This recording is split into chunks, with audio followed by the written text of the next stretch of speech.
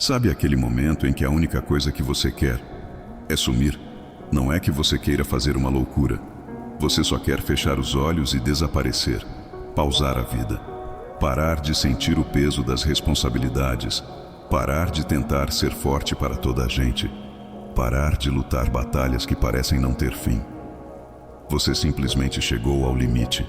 O seu corpo está exausto, a sua mente não para de pensar um único segundo, e a sua alma parece que ficou sem bateria. Se você clicou neste vídeo com o coração pesado, sentindo que não tem mais forças para dar nem mais um passo, eu quero que você preste muita atenção, porque o que eu vou partilhar consigo não é uma frase motivacional barata, não é um pense positivo, é a história de um dos maiores homens que já pisaram esta terra. Um homem que experimentou o milagre mais estrondoso da sua época, mas que dias depois sentou-se no chão de um deserto e pediu para morrer.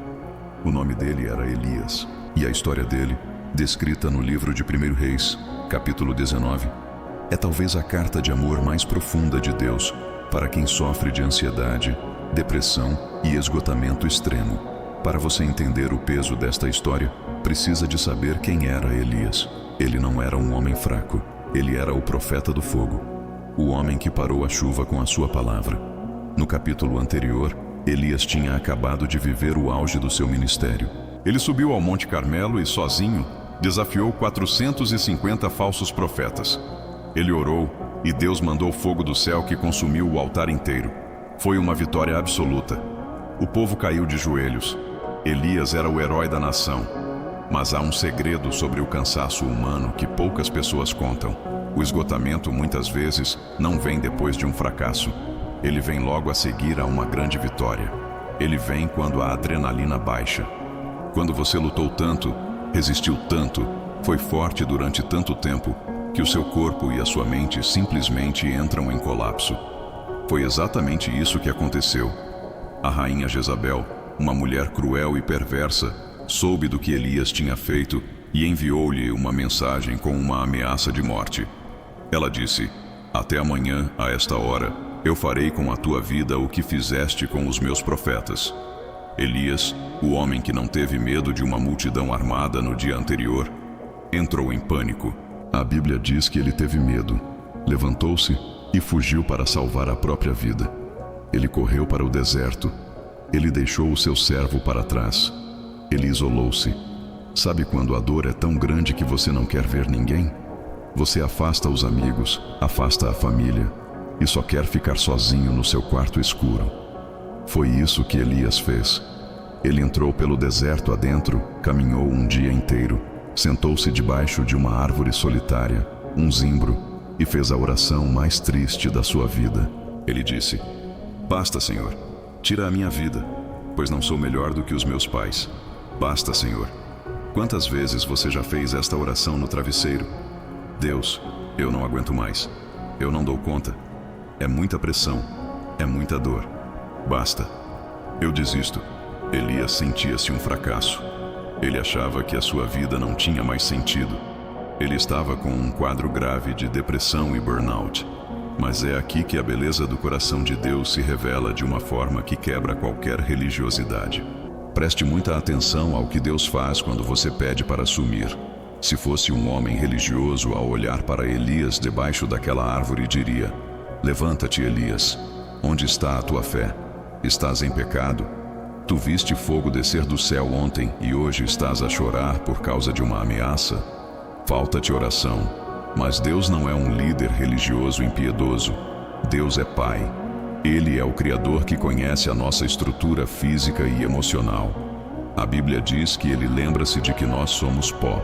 Quando Elias adormeceu ali, desejando a morte, Deus não mandou um raio para o punir. Deus não lhe deu um sermão. Deus não lhe cobrou fé. Deus enviou um anjo. E sabe o que o anjo fez? O anjo tocou-lhe suavemente e disse: "Levanta-te e come." Ao lado de Elias havia um pão assado sobre pedras quentes e um cântaro de água. Elias comeu, bebeu e voltou a dormir, porque ele estava exausto. Mais tarde, o anjo voltou, tocou-lhe de novo e disse: "Levanta-te e come, porque a viagem será longa para ti." Isto é de uma sensibilidade que emociona. O tratamento de Deus para a depressão e o esgotamento de Elias não começou com uma revelação espiritual profunda. Começou com pão, água e sono. Às vezes, a coisa mais espiritual que você pode fazer pela sua vida hoje é ir dormir, é beber água, é cuidar desse corpo que abriga a presença de Deus. Você não é uma máquina. Deus não exige que você seja de ferro. Ele sabe que você está cansado. Com a força daquele alimento divino, Elias caminhou 40 dias e 40 noites até chegar ao Monte Horebe, o monte de Deus. E ali, ele entrou numa caverna para passar a noite. A caverna é o símbolo máximo da vontade de sumir. É escura, fria, silenciosa. É o fundo do poço. Talvez você esteja dentro dessa caverna há meses, preso nos seus próprios pensamentos. Mas foi dentro da caverna que a voz de Deus finalmente quebrou o silêncio. Deus perguntou-lhe: "O que fazes aqui, Elias?" Esta não era uma pergunta de acusação. Deus sabia muito bem como Elias tinha lá chegado. Era uma pergunta de terapia. Deus estava a dar a Elias a oportunidade de deitar para fora toda a dor. E Elias desabafou: "Eu tenho sido muito zeloso, mas o povo abandonou a tua aliança, mataram os teus profetas. Só sobrei eu, e eles estão a tentar matar-me a mim também." Elias sentia-se completamente sozinho. O sentimento de solidão é a arma mais cruel do inimigo. Ele faz-te acreditar que ninguém te entende, que ninguém se importa, que és o único a passar por essa dor. Então, Deus disse a Elias: "Sai da caverna e põe-te no monte perante o Senhor." E o que acontece a seguir é um dos momentos mais poéticos de toda a Bíblia. Deus passou por ele. Primeiro, veio um vento fortíssimo, tão violento que rachava as montanhas e quebrava as rochas. Mas o Senhor não estava no vento. Depois do vento, veio um terremoto que abalou o chão. Mas o Senhor não estava no terremoto. Depois do terremoto veio um fogo consumidor. Mas o Senhor também não estava no fogo. Elias estava habituado a um Deus de fogo, a um Deus de espetáculo, a um Deus de milagres barulhentos no Monte Carmelo. Mas depois do fogo, fez-se silêncio. E Elias ouviu o som de uma brisa suave, um sussurro fino e tranquilo.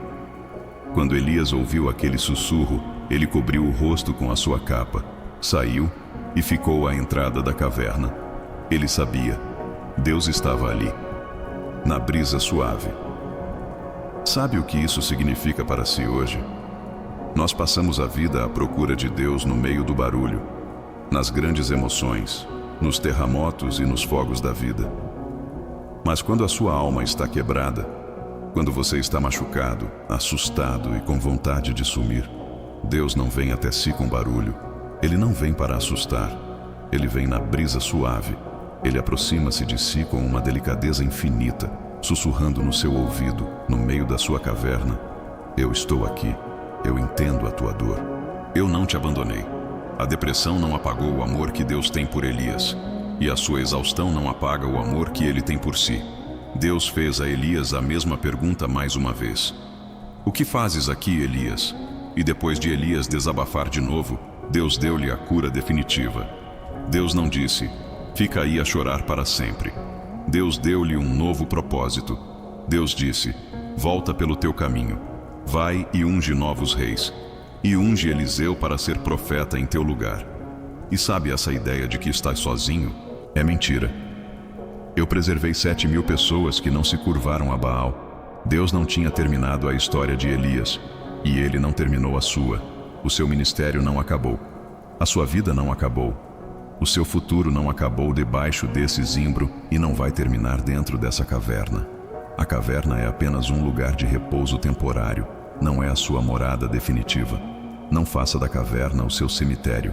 Se hoje você sente que gastou a sua última gota de força, feche os olhos por um instante. Receba o pão e a água que o céu lhe está a enviar agora. Receba o consolo do Espírito Santo. Deixe ele acalmar esse coração acelerado. Você tem permissão para descansar. Você tem permissão para não ser forte hoje. Mas ouça a brisa suave que sopra na sua direção agora. O Senhor está à entrada da sua caverna a dizer: "Vem para fora, eu ainda tenho um propósito para ti." Tu não estás sozinho. Eu guardei pessoas para te ajudar a caminhar. Volte a respirar.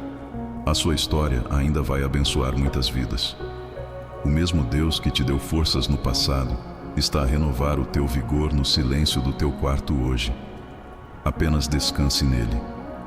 E quando estiver pronto, levante-se e venha para fora da caverna. O sol ainda brilha para si.